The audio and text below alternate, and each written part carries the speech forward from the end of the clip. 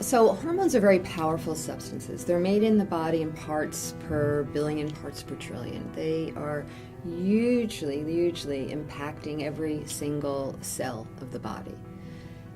When they are in balance, they support us to have optimal functioning. And it's not just, reproductive functions. When you look at estrogen, estrogen is responsible for brain cells, for lung cells, for blood sugar balance, managing inflammation.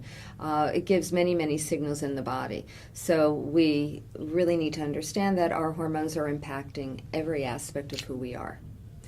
When they're in balance, they're working as they should. But when they are out of balance, and particularly we're talking about hormones such as estrogen and progesterone, which are key hormones for women, then all sorts of symptoms and manifestations of imbalance occur.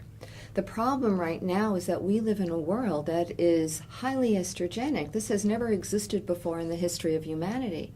We have 80,000 chemicals in the environment, many of which are estrogenic in nature, which means they have the same exact molecular structure as our own hormones do, as our own estrogens. So we are breathing them in, we're eating them, they're in our personal skin products, we're absorbing them. They're coming in from all these avenues at a rate that the body really does not have the capacity to process. And the reason why they can become such a risk factor, because one of the jobs of estrogen is to proliferate the growth of cells. So estrogen, when a woman is coming into puberty, a young woman is coming to puberty, it creates her shapeliness, her breast, her hips, and that womanly form. That's all driven by estrogen. Estrogen's message is grow. It proliferates cell growth.